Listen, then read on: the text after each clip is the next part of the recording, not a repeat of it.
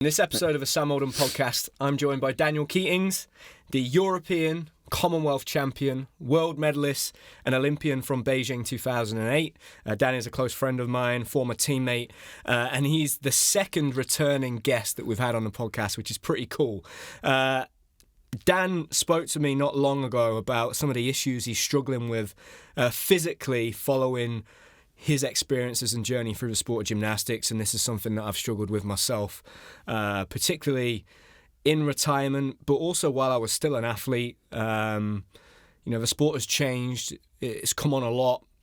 From a young age now, you've got access to some of the smartest people within the performance system, whether that be physios, doctors, sports psychologists. We didn't have that growing up. And one thing that's massively changed has just been the equipment in the sport of gymnastics, right? Like, me and Dan would go out to these competitions and compete on these floors that were absolutely rock solid, and we were, I'm sure, doing lots of damage to our joints and growth plates as we were still young teenagers.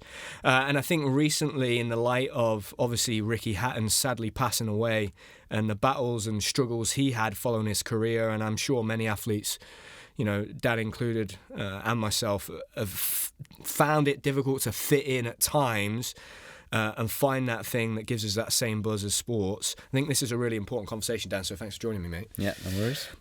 Just to start off with, Dan, let's just talk about your back, because I think when you spoke to me about your back, I was pretty shocked at just the extent of the pain and maybe the damage you're dealing with. And it's maybe something we don't focus on enough, just the physical impact of having done a sport like gymnastics for 20 years and then that knock-on effect and what that means for your life afterwards. So just tell me kind of where the problems with your back began, and maybe, Dan, take me back to when you first had issues with your back as a competing gymnast. I think the first time I had stress fractures was 2006, so it was the Commonwealth Games. I remember landing on floor. I had problems before that, so it must have been building up before that. But I remember landing like my dismount on floor, and my back just went into spasm, and then I had to try and do pommel after, and pommel was the last piece. And I remember dismounting. I did like a basic routine because I could hardly move. Dismounted and then like crawled off the podium, rolled off the podium, and then I got stretchered out. And that was really the start of my back problems from then. I think I had 3 stress fractures then at like L4, L5, S1. Recovered 2007, went to a Moscow Grand Prix, and the wind up for a dismount. I've came off at the bottom as you've arched, fractured my back again. And then, so you slipped, Dan, when you pushed away, you slipped off the bar? Yeah, so as you come across and then you do that arch before you kick off the bar. So there, my hands just came off the bar.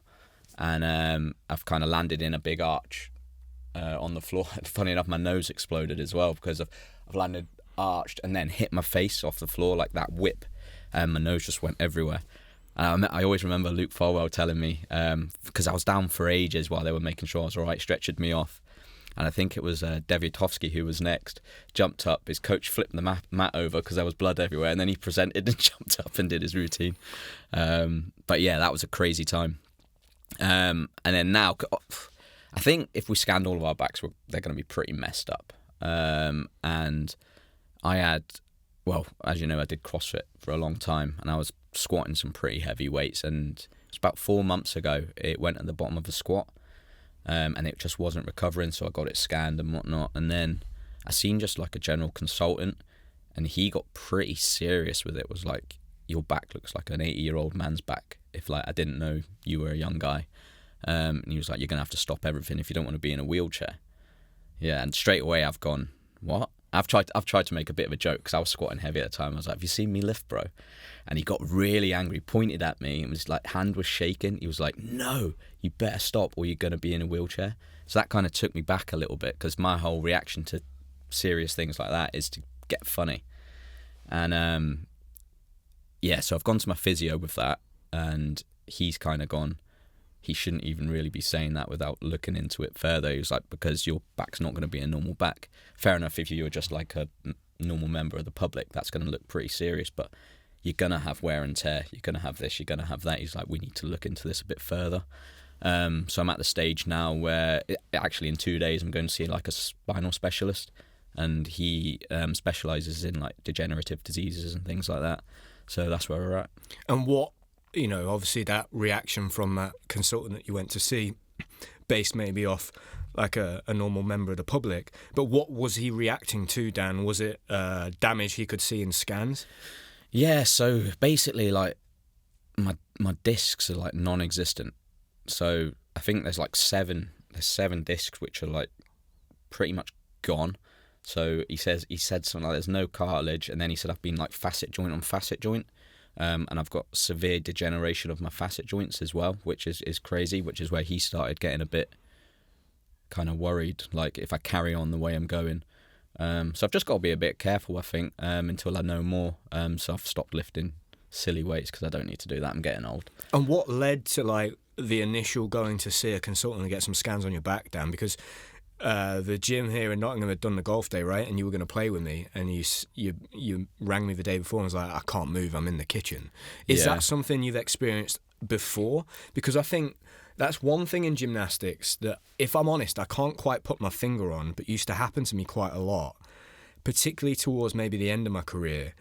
I'd come in and there would be days where I would like tweak my neck or my back and I could not move. Yeah. And it was put down to like a spasm in my back or my neck. And it just kind of became like this. It was really normalized.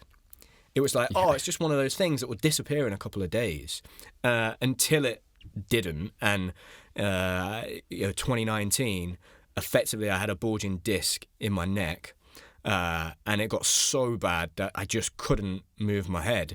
It hurt to move my eyes from left to right, and I was like, this is quite frightening. Like, I couldn't drive because I couldn't move my head, and it was very debilitating, that was. But that had happened to me throughout my gymnastics career. On multiple occasions, I just tweaked my neck or my back, and it was never really explained to me like what that was.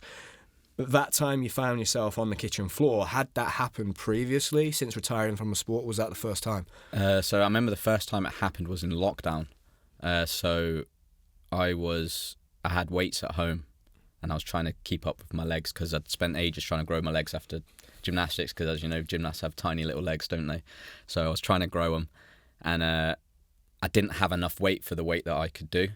So stupidly, I was squatting onto a box, relaxing, so that it was harder to push up. Right. And then as I've relaxed, I've tweaked my back. And I remember not being able to walk for like 3 days. But like you said, that's in gymnastics, it's kind of normal, and you just kind of wait till you get better and then you carry on.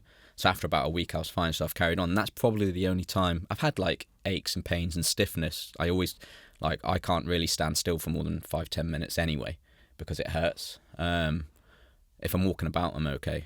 But this time it was, so I think I'd done it on the Monday. I'd rang you on the night before, on the Thursday, and I was like, I still can't walk. I think I tried to go to the golf course, to the range, but I couldn't. Yeah. Still couldn't walk, and then like a week later I still couldn't walk, and I was like, okay, this is quite serious, which then led me to then going to get it checked out and whatnot.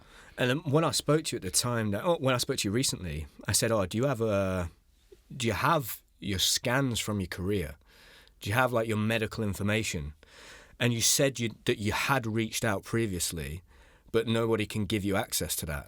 I think that's an important thing for people maybe to hear, is that you spend your whole career on this private medical care, which is incredible, right? But then as soon as you retire, you just disappear off this system and you have no access to your medical records, which is a real problem then when you use the NHS and you try to explain, hey, I'm not just this normal member of the public. I represent my country for 20 years. These are all the previous injuries and the damage that I did, and I fractured my back when I was 16 and then 17. That's a real issue, isn't it?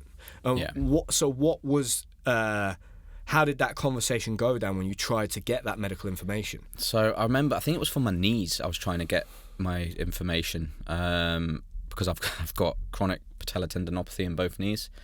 So I was going through stuff for them. I'd had injections, nothing had worked. So I thought, let's have a look at my old knee stuff to see what's going on. And I'd reached out for that, and I think that there wasn't anything there, or they might have said they had something for a shoulder scan or something like that.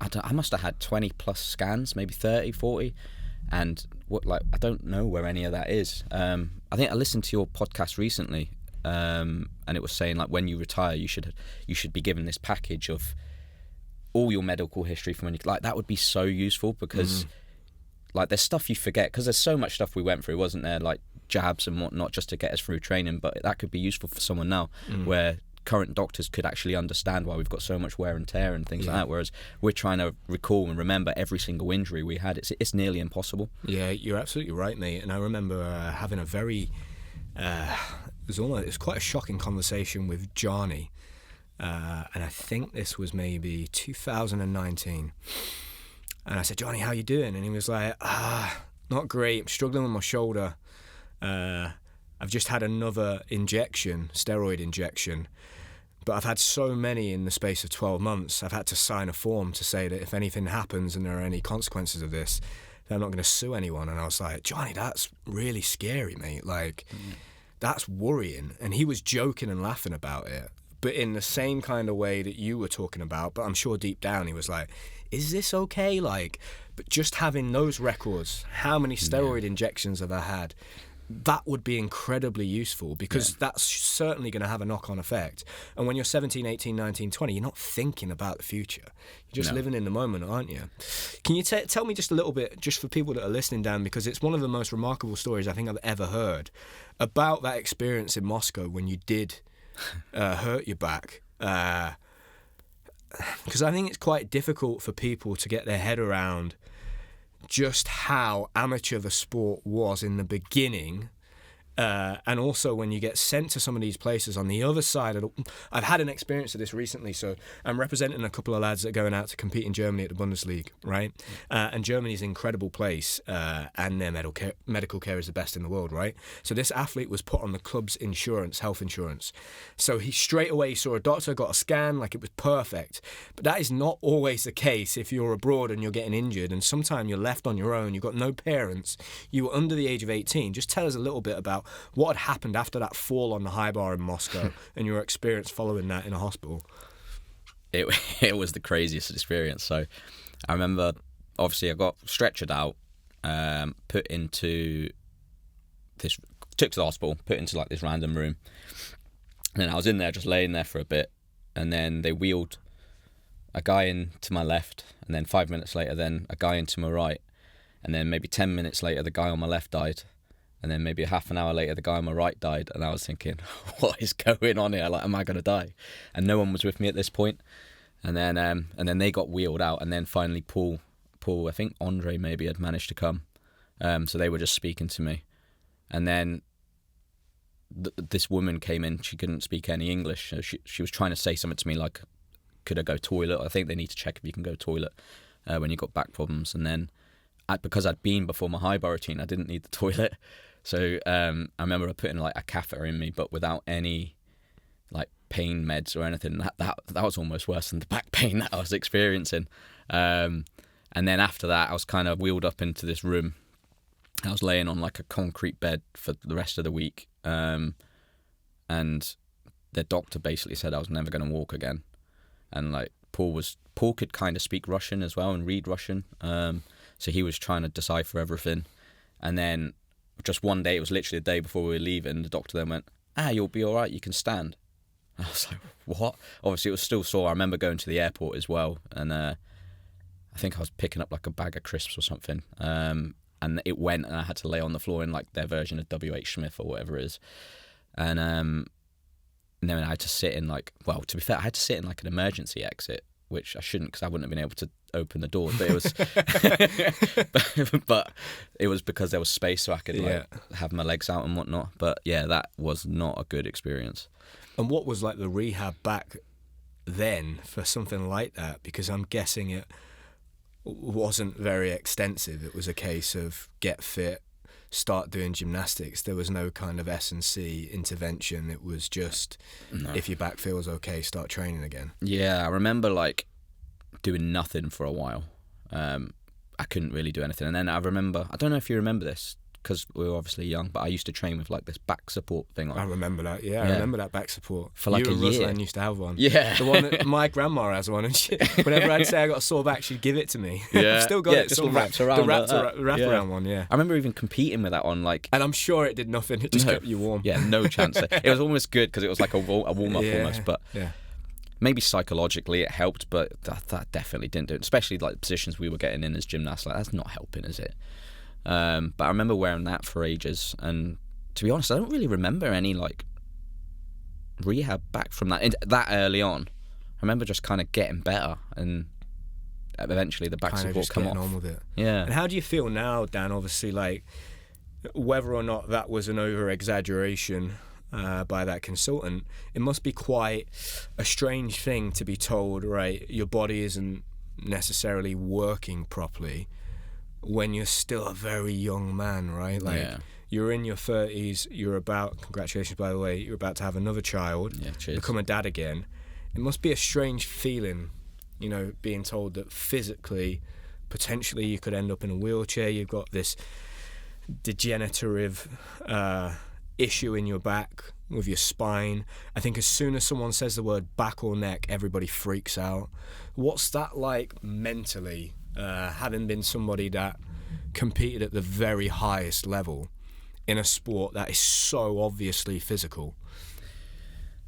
It's scary, you know. I mean, I'm lucky with work now. I've got access to private medical insurance, which helps a lot. I think without that, as you know, trying to get scans or anything, it takes months and months and months, whereas I've been seen pretty quickly.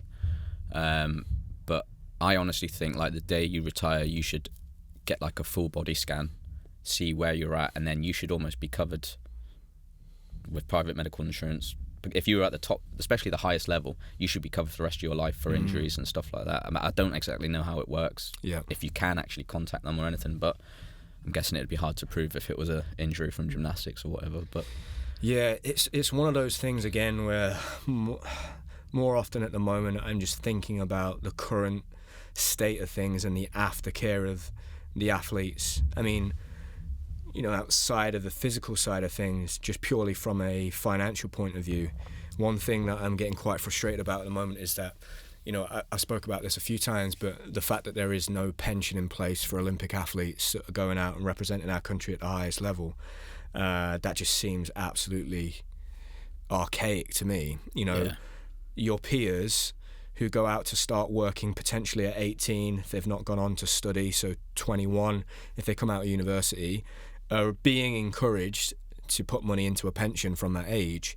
You retire from a career in sport in your late 20s, early 30s, you've already missed out on 10 years of saving into that pension, and that makes such a huge difference. I think the other thing that I looked at recently was that, you know, we're lucky in that we've got one of our old teammates, Christian Thomas, who now works with the Premier League. He's involved in a sport that is the most funded sport in the world, right, and the most popular sport in this country, football. And one thing that really, really worries me is that the funding at the moment and those funding brackets apparently have only gone up for the very first time this April, just marginally, but have effectively stayed exactly the same since 2012 when we were on A funding. And when you adjust that for inflation, they would need to be paid about £15,000 more today than we were back then to have the same amount of spending power. So effectively, the wages of the Olympic athletes going out, who are winning way more medals than we were, are getting paid way less money, which I can only imagine is going to result in more athletes leaving the sport, right? Because, and that makes sense now that so many of the top young athletes in the country are come on here and I chat to them, and they're kind of saying like, how did you get these sponsors and how did you make any money? Because I think we're quite fortunate, right? And we all sat together at Dan Purvis' stag do and said, our gymnastics careers kind of set us up. It's not necessarily changed our life financially in the way that maybe it did for a few people. You know, someone like Max, maybe Niall, maybe Lewis, maybe Beth. But it's certainly set us up for our life and it's given us a springboard to start a family, have a house, build a career, maybe get married, right? I'm not so sure that this new generation are going to be able to do that. And I think, look, that's a problem for wider society, but I certainly think that needs to be looked at. Yeah, I think we were really lucky with 2012 because it was a home games. Like everyone wanted a piece of the pie.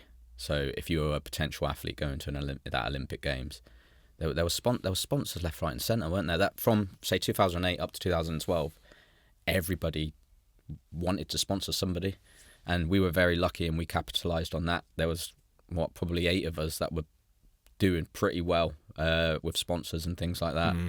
And then even after 2012, because then you're off the back of 2012, you've still got the sponsors hanging around going into Glasgow Commonwealth Games. It was another home games.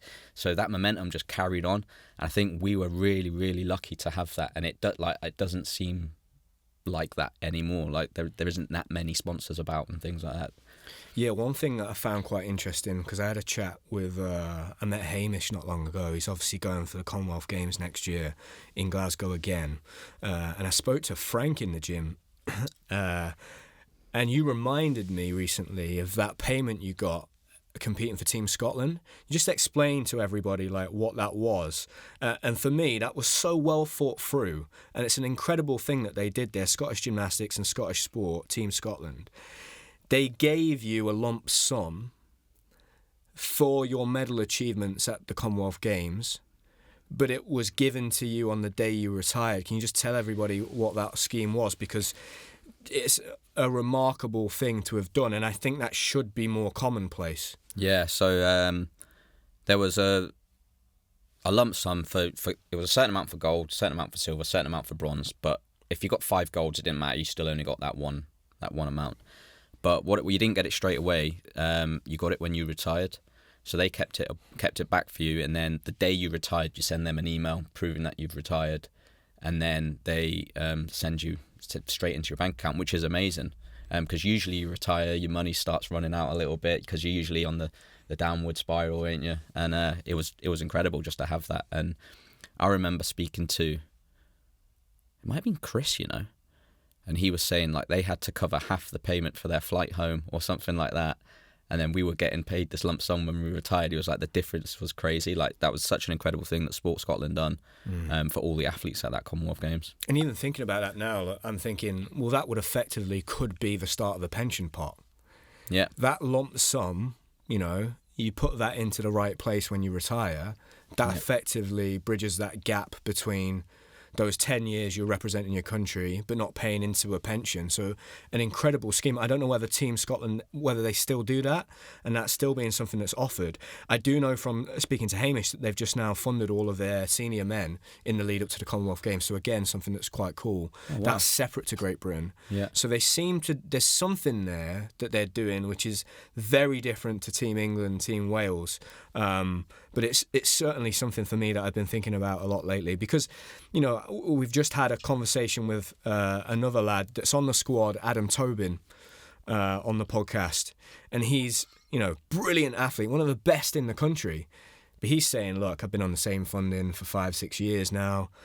I'm thinking about starting my own business to try and earn some money on the side to be able to fund this, because this is expensive. I've left home, I'm living away from home to try and make my dream come true, and it's just so tough, isn't it? It's so difficult, mate. And that's one thing that for me, I'm like, well, if we're continuing to win Olympic medals and there is more money coming into the sport, how is that money not trickling down to the athletes, the people going to get those medals? Like, where is that going? And I think that inflation thing is something that just in general people don't really understand or get their head around. Certainly athletes don't know. And tying on to that, the pension thing we just spoke about there and the funding, did you ever get any financial advice, Dan? Like when you were an athlete, was that ever given, other than this is a great accountant, go to him, he'll look after you? Yeah. Do you ever remember there ever being a conversation around finances? No, not at all. Like I say, I remember because we were all under the same accountant, weren't we? And he was great. So apart from maybe him saying a few different things, we didn't really have any financial advice. It could once you get onto funding, like good funding, like A or B, I think there should be like some sort of financial advice that comes with that. Someone who can plan stuff and say like a certain percentage of this should go into your pension, maybe something into some investments and stuff like that. But there's none of that. So, I mean, how old were we? Like 18, 19, 20 when we're on good funding. And I mean, what you do as a young lad, you spend it, don't you? So exactly, mate. Yeah, we had that chat, didn't we, with Chris, and Chris said, look, it gets complicated at the point at which you start giving out financial advice. So you have to be very careful. You can direct people. And I said, yeah, but what about if you're under the age of 18? Because the reality is most of these kids start earning money at the age of 14, 15, 16 if they're good enough. Yeah. So at that point, can't their parents be advised to start talking to a financial advisor? I think, interestingly, I had a conversation with Luke Whitehouse recently, and he said that his dad was from banking. So his dad is advising him, and he's being quite smart. But not everybody has that, right? No. Like, I didn't have that. There was no one I could go to learn what to do with my money.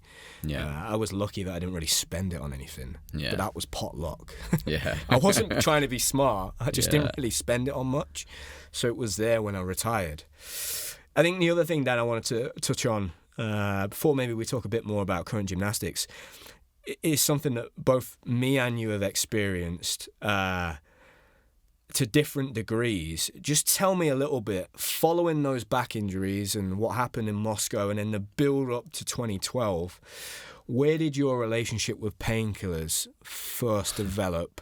And just talk to me a little bit about that, because I know that since your career, that's been something that you've effectively had to deal with the knock-on effects and the impact of that. Yeah, so to be honest, I reckon it was probably early when I started taking them, maybe 2007, probably around the time recovering from my back. But I remember, so it was diclofenac I was taking back. I think it's naproxen now people take, but diclofenac. I remember taking that every day for I don't know how long, years. And like, you shouldn't really do that. But it got to the point where I had to take that or I was in too much pain through like my training sessions. When was it? It's probably about 3 years ago. I think so we used to get tested every January. Was it twice a year, January and then summer or something like that? And I remember like my thyroid came up. It was fine, but it was on the line basically of being underactive. So they just said it's something I'm going to have to watch. So I remember just going for like a random checkup, and it come back. I had these other things that they wanted to check me for, and then it turned out I had acute liver and kidney disease. And I was like, oh, like what does that mean? And then I kind of said about the amount of painkillers and stuff I used to take, and he says it's probably a knock-on effect from that. So I remember him saying, right, we'll test you again in like 3 months' time to see if anything's changed. And I think I had 2 stag do's, a couple of birthdays, one. I thought, you know what, I'm going to hit this hard and see if it really does affect something. And to be fair, they'd stayed the same. The level had stayed the same. So it's just something I'm going to have to watch and regularly like keep checking up on it and whatnot to see if anything changes. Just tell me a little bit. Like, you're an older man now, Dan. You're in your 30s. Let's say your son Elijah grows up. He gets into sport. At the point of him being your age, 16, 17, he's doing it pretty intensely. What are the conversations you would be having with him, having had your experiences? And was there anybody having those conversations with you at the point at which you started taking these pretty strong painkillers? Yeah, so I'd make sure he'd really need it, and it'd be like a week worth or something. I can't think what it's called. A short-term basis. Yeah, so if you really need it, smash them for a week, kind of use them anti-inflammatory drugs for that, and then get back on it. Like, try not to use them all the time, just because the long-term effects. I mean, we're not medical experts, are we? So we just used to just smash them when we were younger. But at least I've got that knowledge now, so if he is into sport, then I can kind of direct him in the right way. And were there ever any conversations? You go to the doctor, right? You go to the team doctor, you get a prescription, you get given these very strong painkillers, they work. Was there ever a conversation of, just so you know, these can be addictive, only take them for this period of time? And if there was that conversation, did you individually choose to ignore that and seek out more tablets? Because I did do that. Yeah, I can't. But there wasn't an aftercare conversation. It wasn't, look, Sam, these aren't good for you to be on long term. They're not good for your stomach. You should be taking stomach liners if you're taking them. Yeah. And we only want you to be on this for a short period of time, and it's just because you're in so much pain. It's not to get through training. It's because you can't train. Yeah. And this is to help with the inflammation and take the pain away. Just so that you can do everyday things like sleep. And, you know, I'm thinking back to when I was in the most pain and taking these tablets every single day. I couldn't wear a seatbelt or chalk my hands up. Yeah. I don't remember any kind of specific conversations. Because this is not like something that's unique to me and you. And No, it's it's still everyone. something that's going on because I talk to the athletes. Yeah. And they're still laughing, going, yeah, I take naproxen all the time to get through training sessions. Yeah. I'm like, well, this is going on. This is 10 years later and you're still doing this. Yeah. Like, this is something that we don't necessarily know how it's going to impact your long-term health in the future. And while you're an athlete, Adam's just been on. Brilliant interview. Adam's just said, at the moment, I'm not reflecting on my career because I need to be the next thing and the next time. And that's the athlete mindset. That's why you're successful, right? So if there's this thing available that's going to take the pain away so you can still compete because you want to achieve, you're going to milk it. Oh, yeah. I like... All you care about is being able to get in the gym and train, because if you can't train, you're not going to compete well and you're not going to get results. So you would do anything you can to get into the gym. Like I say, I don't remember a specific conversation about like the aftercare and on the pills and stuff, but there was times as well when I'd go and seek them out myself just so I could keep going as well, like go and get them from other places and whatnot. And that, without knowing it as a young man, that presents itself as very addictive behaviour, doesn't it? Yeah. I'll give you a really basic example. It's like me choosing to go to do an activity that I know is around my favourite coffee place. Yeah. Do you know what I mean? It's Yeah. you're going out to seek that yourself. And I used to do it. I'd have a family member that would get me the tablets. Yes. Yeah. Right? But that if a medical profession was aware of that and knew that, that would be quite alarming, wasn't it? Yes. Wouldn't it? Yeah. You know, that's not... If he's given me a certain amount, but I'm going, this works, I want more, I'll go and find it somewhere else. Yeah, it just worries me that potentially that's still going on. What would your advice be, Dan, having had all of those experiences that you had, and you know you're now a wiser man with a wise head on your shoulders, for any young athletes that are in a position where, you know, they've potentially got chronic pain, they've had loads of injuries, and they're in a situation where they're listening to this conversation going, this sounds a lot like me, and I'm doing it. What would your advice be, do you think, looking back and reflecting on your career? So I never, not even once, thought about life after gym. Whether that was with like what I was going to do after gym or my body and health. And I think you do need to sometimes just take a step back and think about that, especially like all the pills you're taking. Is if you are really knackered, your body's like, listen to your body, make sure you rehab it. Like my rehab was awful, so I'd rehab it for a little bit. As soon as I felt better, I stop everything. Whereas really you should continue to do little bits. Like that's on me. That was my problem. And you just need to take things like that quite serious, I think, for your longevity in life. And where do you stand now, Dan? Like physically, where are you at? Mentally, where are you at? You're obviously about to become a dad again. How do you feel now, being somebody that's in their mid-30s and will hopefully go on to live another, 2-3 chapters of your life? How do you feel right now? Like, do you feel physically strong, fit, healthy? Has that experience, obviously with your back recently, then with your liver, and obviously I know that, you've had a lot of personal challenges to get over in the last couple of years. Like, how do you feel at the moment? Do you know what? Apart from my back, I feel quite good. Like I say, I was super fit. Like, but that was almost like I'd directed everything that I missed from gymnastics into CrossFit, and I'd learnt to like love the hole you get in, and when you feel like you're going to be sick, I can push through that. And I was training super hard, but then now I've had to stop CrossFit because of my back, like forever. So that's kind of gutting, because with CrossFit as well, you get that kind of community which you had in gymnastics. So that was almost like where I'd found myself again there. So I'm pretty gutted that I've had to stop that, because that was almost the thing I've managed to put my attention into, the thing I missed. Recently, I have been missing gymnastics. It's all of a sudden just clicked. Like, I'm a little bit gutted that I almost kind of cut it completely out of my life. So now at the moment, I'm trying to find a way back into it. I'm speaking to Corby Gymnastics at the moment to maybe sort out something. Don't know how little or how big it will be, but just something to kind of hopefully scratch my itch. I've been doing something with a friend. He owns a calisthenics gym, and I've been doing a little program with him, because they kind of cross over, don't they, calisthenics and gymnastics. I'm doing almost like a specialised session with him, which has been, I've only done one so far, but it was pretty successful and it was good fun as well. And all of a sudden I've remembered I love it.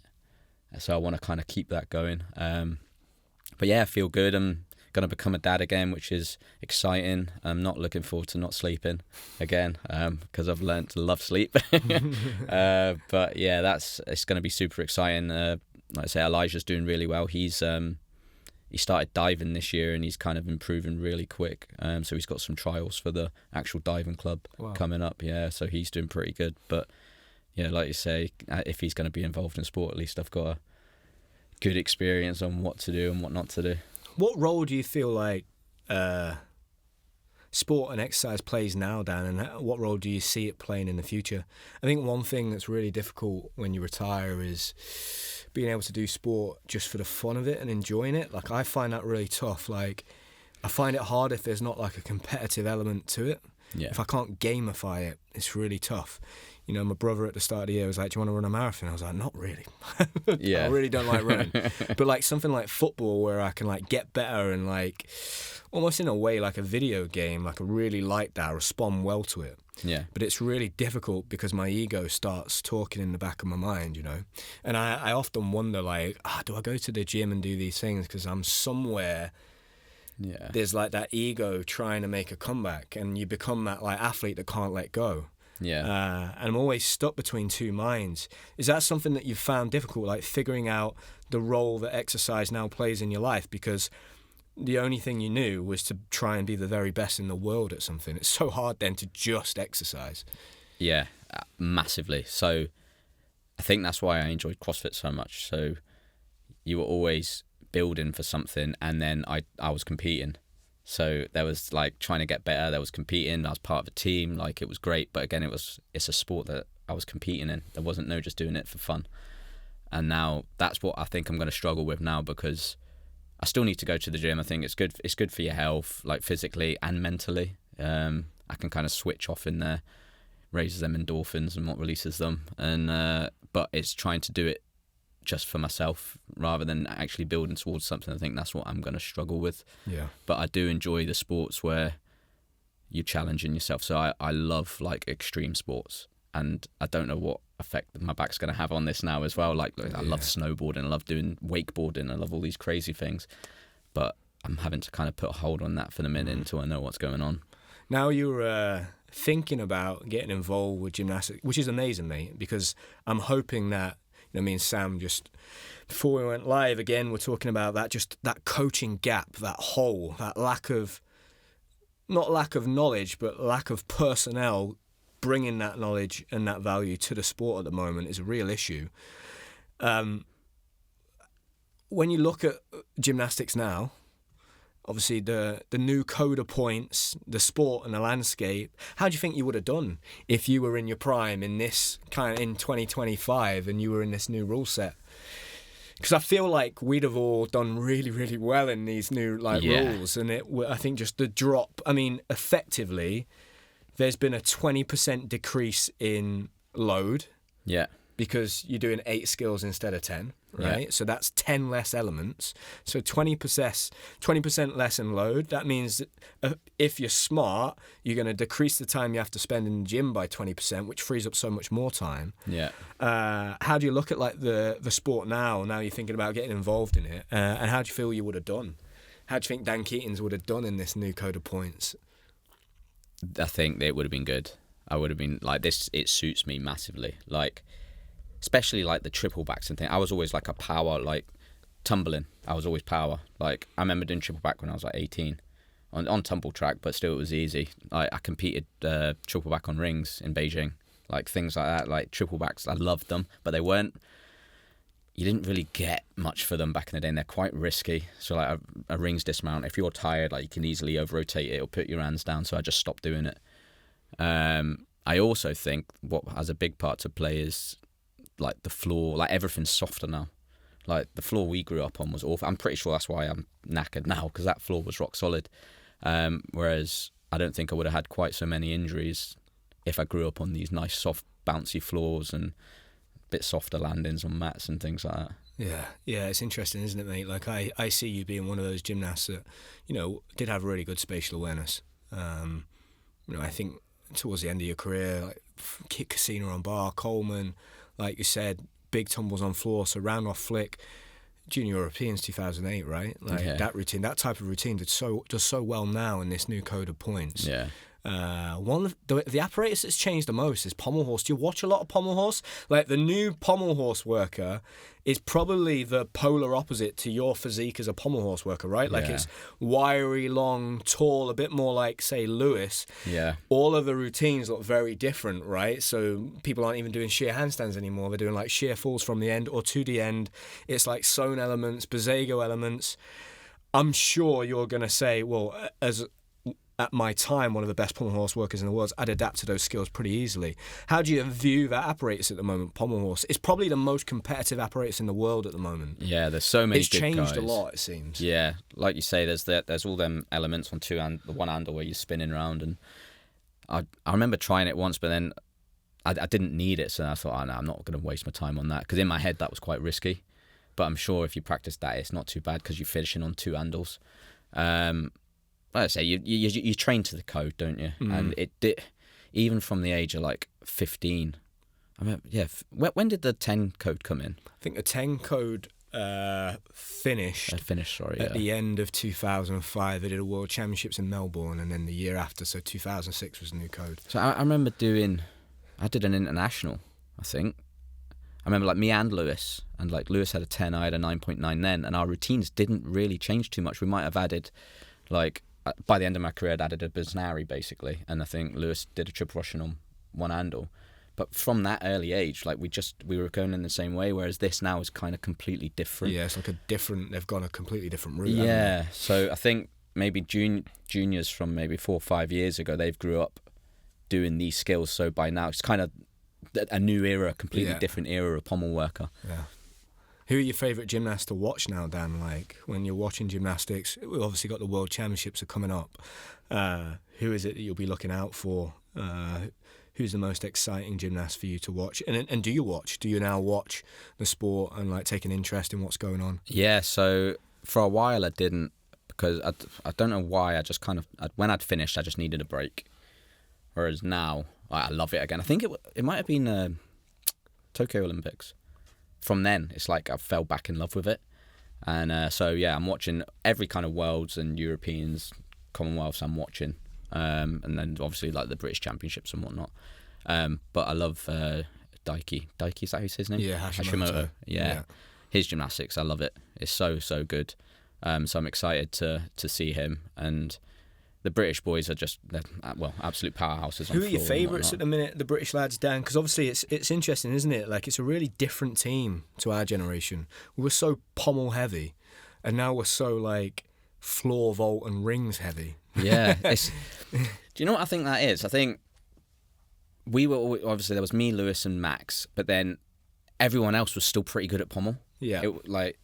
So all of a sudden, say from a British gymnastics point of view, you start saying we're really good on pommel, right? Let's concentrate on the pieces we're not so good at.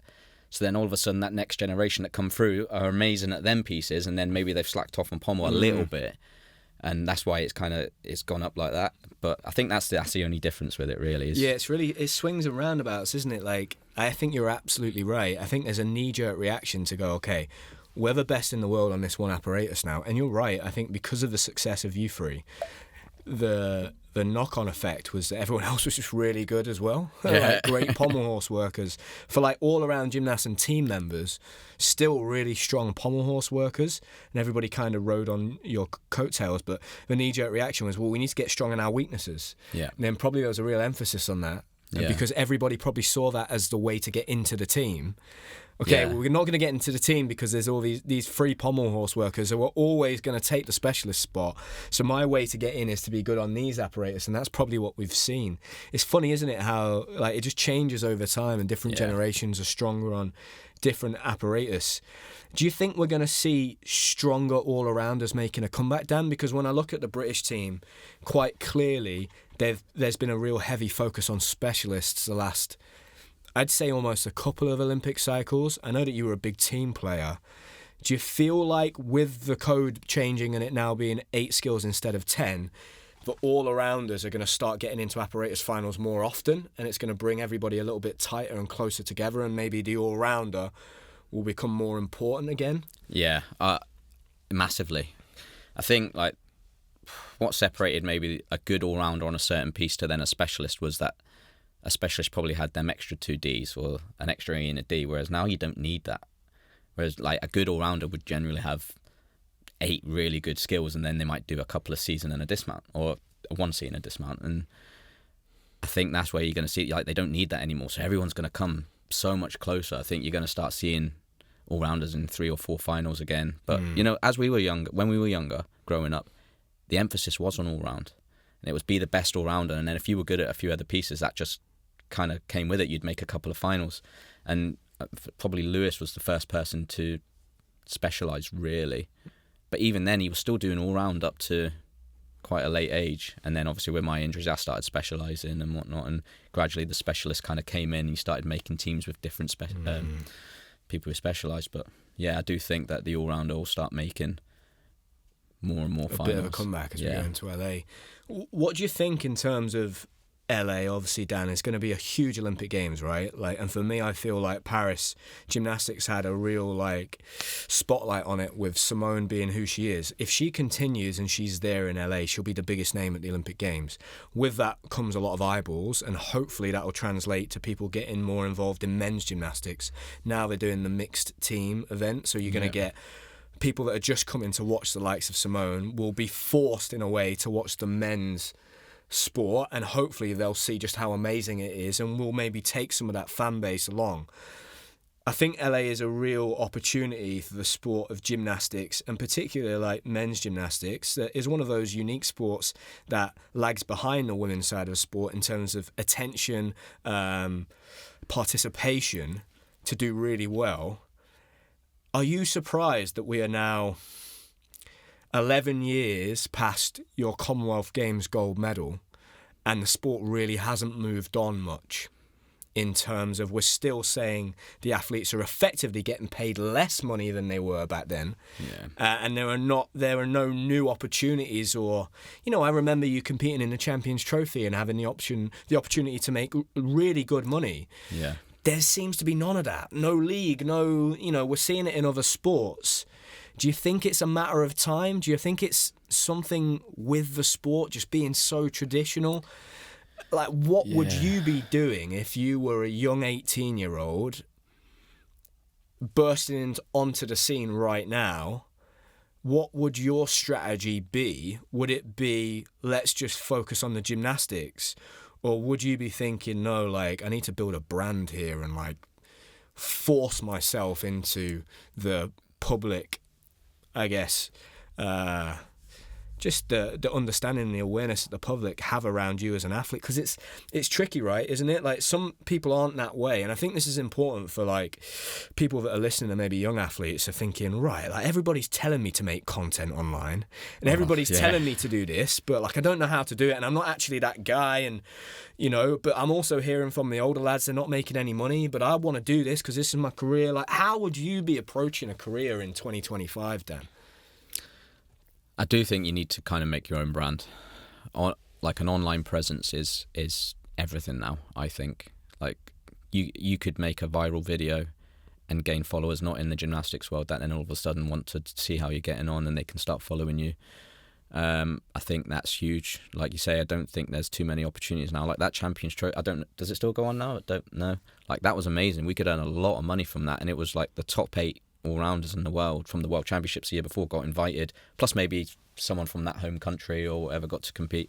And that was good money, and it's a shame they didn't kind of keep that momentum going and capitalise on it and start making different leagues and stuff like that, because that was amazing. But then if we're not bringing in the money from, like, spectators and public, it's hard to keep that going, really, isn't it? Like football, for example, so many people watch it and pay to watch it. Like, that's how they can be paid so much.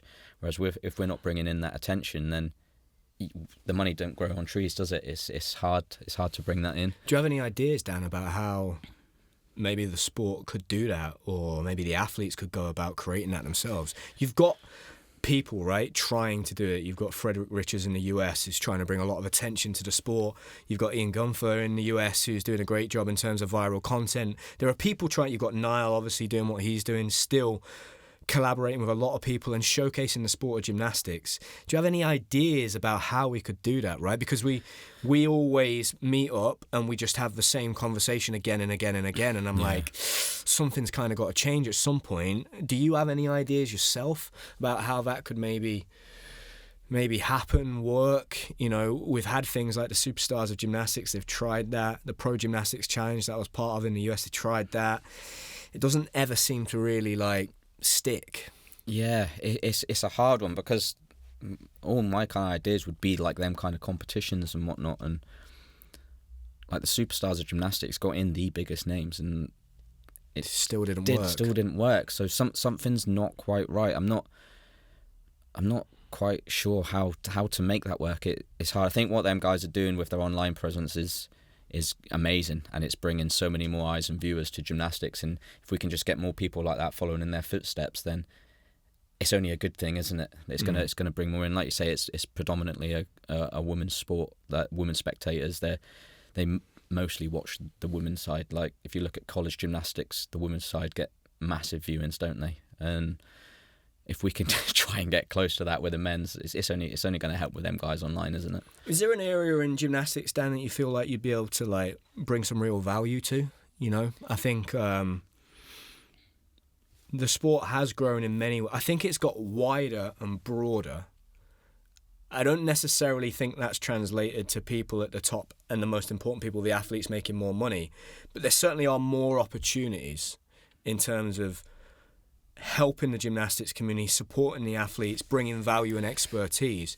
Is there an area you're looking at where you feel like, I really think I could make a difference here, I could help, my experiences in my career and my knowledge, this would be really, really useful in this particular area? You know, now you're looking at getting back involved in the sport. I know you spoke about chatting to Corby Gymnastics. Is there an area in particular, if there's somebody listening here that would be like, wow, Dan Keatings sounds like he's looking to get back into gymnastics.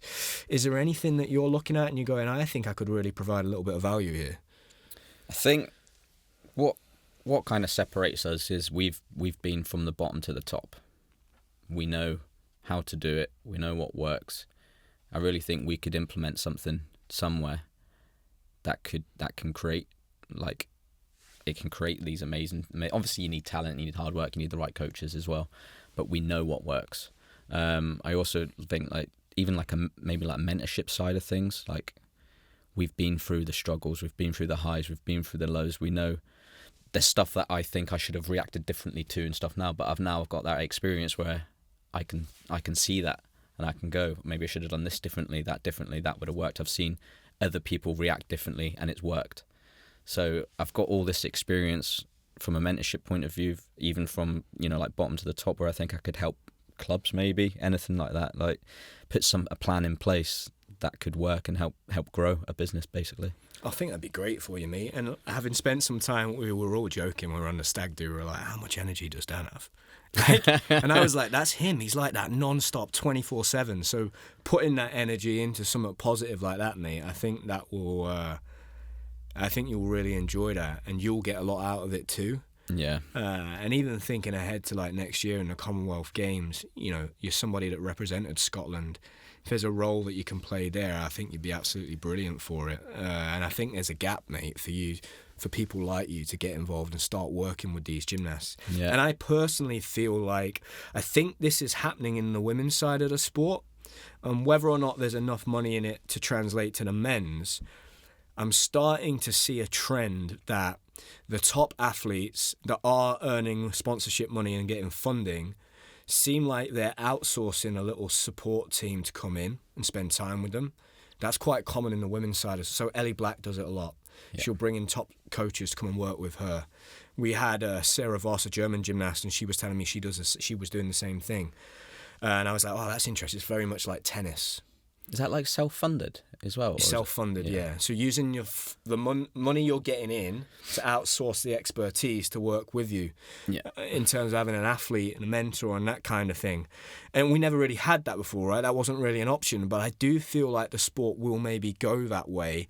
And actually that trend of when you get to the top and you become a Jake Jarman or a Harry Hepworth or a Luke Whitehouse, I think the sad thing is, once you get there and you go, right, I understand this game and how it works now, I just kind of have to look after myself. You become quite insular. But I think what those guys might start doing is going, right, can I bring this guy in here or bring this person in here? Or they've got that knowledge there, and almost like an F1 car, have your own team around you. I think maybe that's where there's a gap in the future for someone like yourself to go in and be mentoring these young lads. And that, I guess that's what I'm trying to do with the sending them out to Germany and France, because they're all saying there's no opportunities for me to compete, right? And I think the difference being that when me and you competed, we'd go out and compete 20 times a year. Yeah. These guys are going out and competing 2 or 3 times. And, like me, I think we were probably both similar. I'd have to go and compete 5-6 times to get back into competing. Yeah. Particularly if I was doing new skills and new elements. To get comfortable, the only way you do that, it's a big risk just having to hit one competition and a trial. Yeah. That's frightening to me. You need time to build into it, figure out how the routines go and how they feel, maybe tweak a few things, make a few changes. You can't do that if you're only competing at an English, a British and a London Open every year. So I remember going to, it was like a gala in Italy. I can't remember what it was for. I think it was the year after I won Euros, so I'd been invited. But then that was the first time. I think it was the end of 2013, and then I was pushing Busnari, so my whole thing was, right, this is the first time I'm going to try and compete it in a stressful situation. Fell on it, but you have to make them mistakes, because you can't expect to just go and do it straight away. Like you said, you need that competition experience.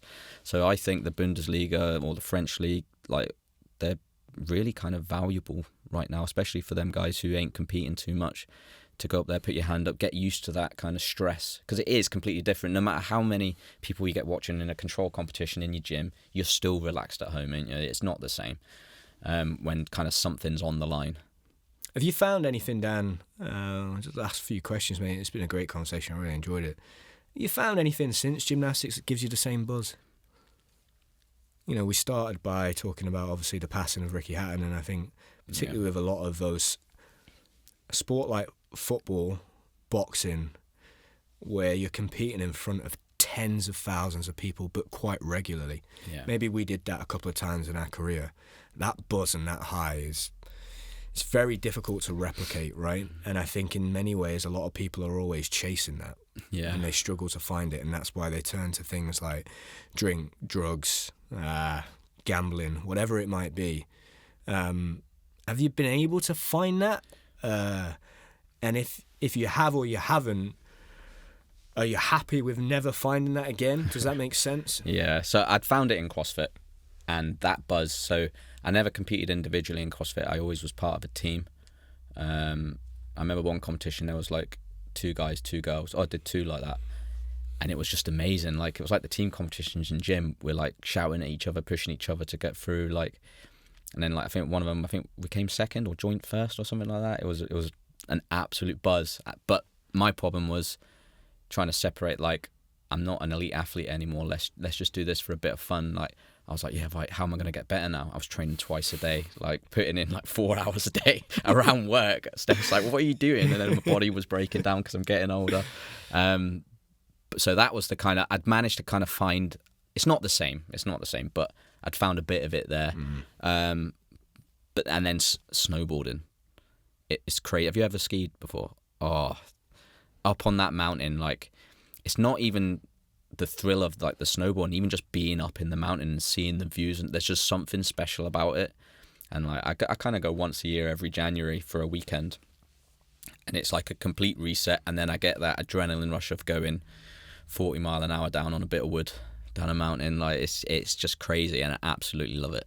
I think there's part of me, Dan, that thinks no matter what someone said to you, you're always going to push and do these extreme things. So I don't know how much you're going to maybe take on all of the doctor's advice, but I think it's a really important conversation to have. You know, myself, my shoulder in particular, since retirement, has given me a lot of issues. I've ended up in hospital like 2 or 3 times. You know, I've got 3 full thickness tears in this right shoulder. It doesn't, you know, you can see it the way I'm sitting now, it doesn't sit properly. I remember clear as day having a conversation with a physio saying, if you don't start setting your shoulders back, you're going to struggle when you retire. And I just looked at her and basically went, I'm not going to listen to that. And yeah, how stupid do I look now as a 32-year-old that struggles to basically clean the kitchen work surface with my arm without running out capacity in that right shoulder. So I think just the overarching advice for those young athletes is to just put your health first. Make sure that the people advising you have got your best interests at heart, and they're thinking about the long-term longevity of your career, but also your life afterwards. And you want to make sure that when you retire, like, your sporting career is just the first chapter of your life. You're going to hopefully have a few more, and you want to be physically in the right position to be able to enjoy that. Because for me, you know, this next chapter has been the best chapter, and becoming a dad and having a little boy was just nowhere near my thought process when I was 23, 4, 5, and I was putting my body on the line every day. So yeah, I think even if there can just be that moment where you reflect and think about it a little bit more, it's worthwhile me and you having this conversation and sharing it, and just talking about what's going on with life. Dan, my little boy is approaching 2 years old. Obviously, you've got another child on the way. You've got a son already that is already at school and taking part in lots of different sports.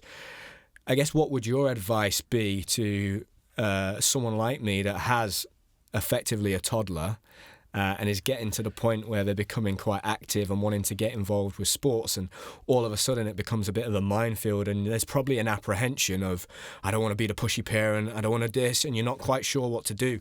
What have you learned through your experience of being a dad, and obviously Elijah getting into sport, he's very physically active. What advice would you probably give to me? What have you learned in that period of time that you're going to maybe take into having your second child?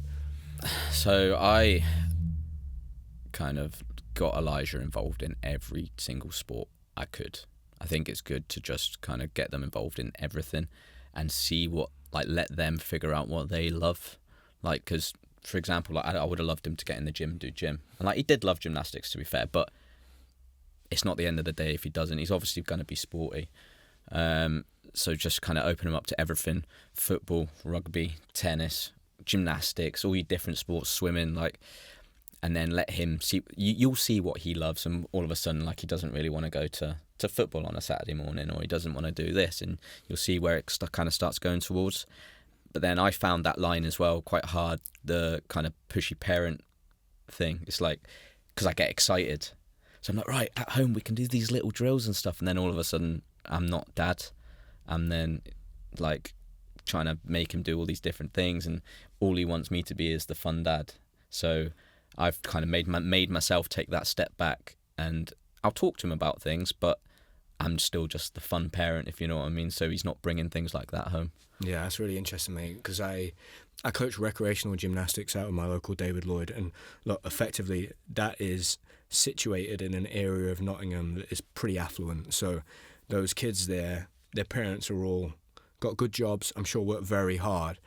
But just seeing the amount of activities and sports those kids are exposed to, they're getting given such a brilliant gift and a real springboard and a head start. And I also go into schools within the inner city, and these kids are just not being exposed to those opportunities. So, you know, I can see the difference that makes. Massively. Yeah, and I think obviously there's a whole conversation around making sure that we're giving those kids in those schools in the more deprived areas the opportunities to try and be exposed to more things as possible. Yeah. But certainly for me, it's going to be a case of just let him do as many different things as possible.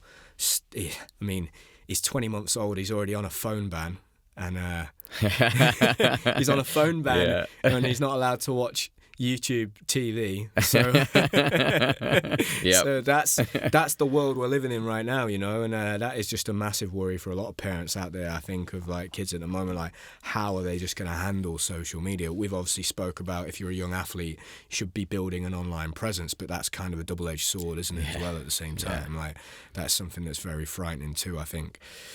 For me, being someone that grew up as an athlete that would watch everything and read everything, that was certainly to my detriment at times. And so being able to say, yes, you've got to build an online presence, but also don't look at it all the time. That's a very kind of like at odds, aren't you? Yeah. And the reality is they're going to find a way, aren't they? So it's just managing that the best that you can, I guess, and giving them as much time. But yeah, all the best, mate, with the birth of your next child. I hope it all goes well. And it's been great to catch up over the summer.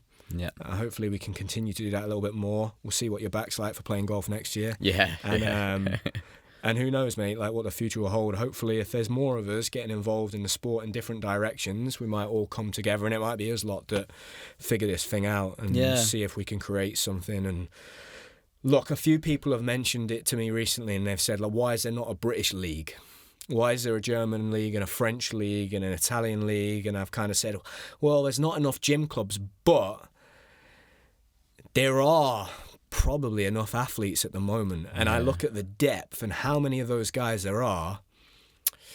Could the right group of people get together and go, right, we've got a lot of experience of working with brands and sponsors when we were athletes. Yeah. Could we figure out a way to build a British gymnastics league? And there are easily enough clubs to have 5 or 6 teams. Yeah. You do the opposite, so you bring in one international athlete, and you have a season that runs at a time of the year when there's not much else going on. Because if they can figure it out in Germany, France, and Italy, and the most difficult thing would be getting the gymnasts, and we've got those gymnasts. Maybe that's something that we could all think about moving forward. That's a great idea, actually. Yeah. Good, wasn't it? I can't see why it wouldn't work. It'd just be kind of sorting. You just need, one thing I have learned from all of these different business ventures people have tried in gymnastics is that you need the gymnastics people and you need the business people. Yeah. Can't be one or the other. You need both. Because the gymnastics people don't quite understand the business side, and the business side doesn't understand the gymnastics. So if you get the right team of people, maybe we could make that happen. Yeah. So we'll have to get our brains on that, mate. But thank you so much, man. It's been a pleasure. No worries. Appreciate that, man.